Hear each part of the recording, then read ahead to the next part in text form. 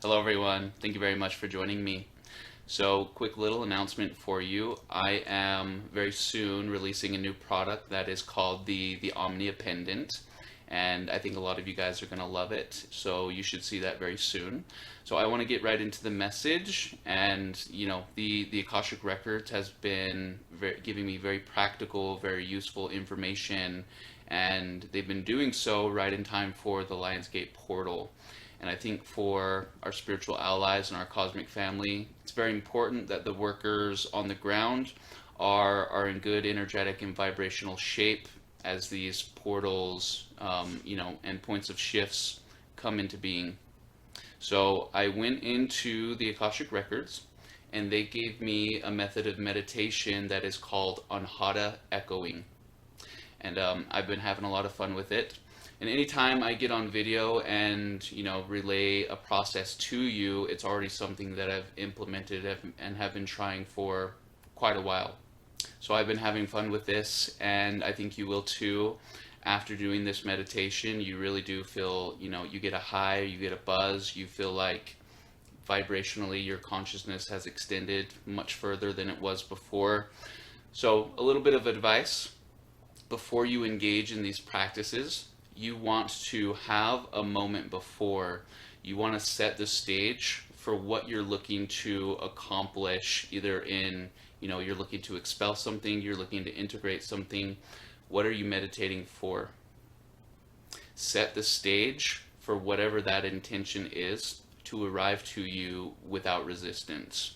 And if you're a Cryon listener, Circle of 12, Healing Wednesday listener, you already know how to cross over. You already know how to initiate the transfer of your consciousness to, the other state of being.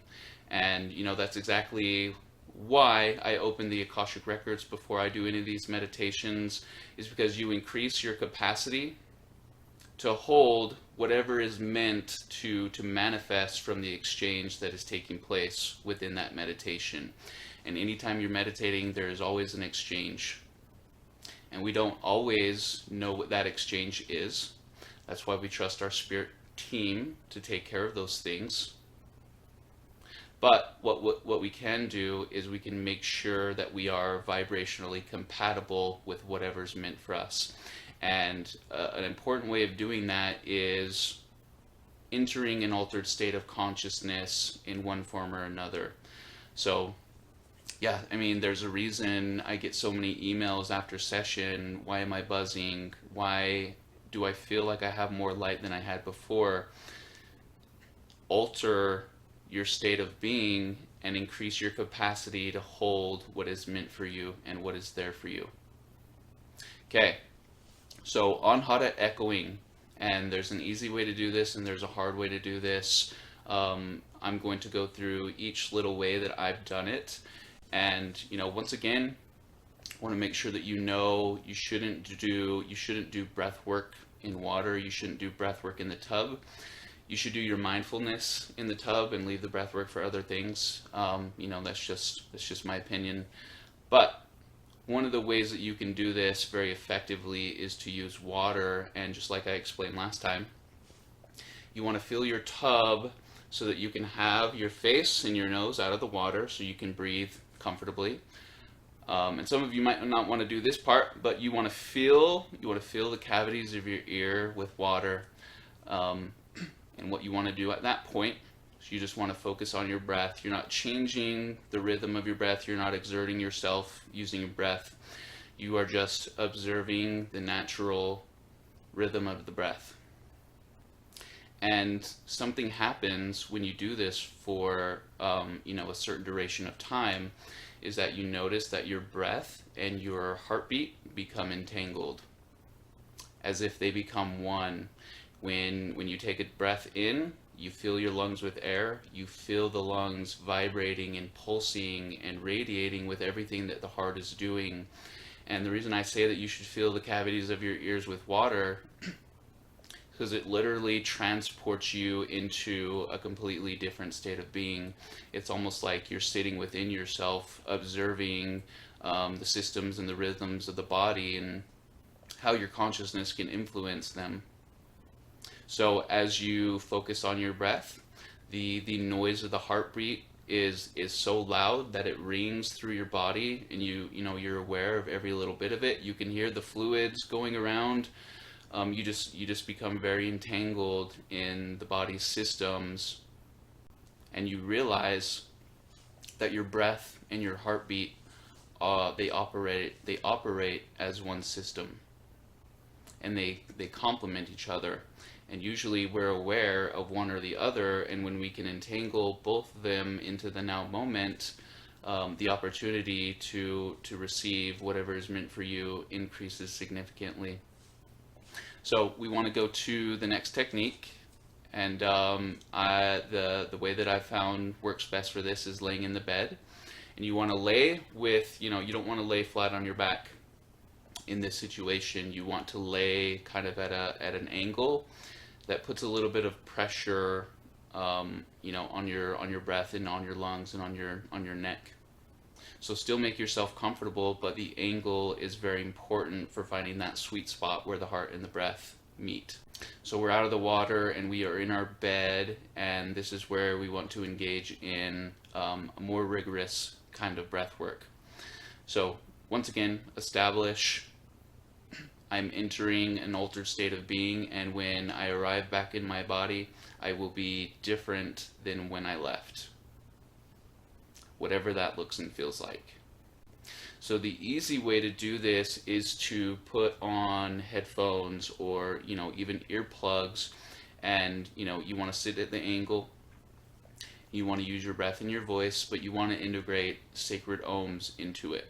So you will go Om.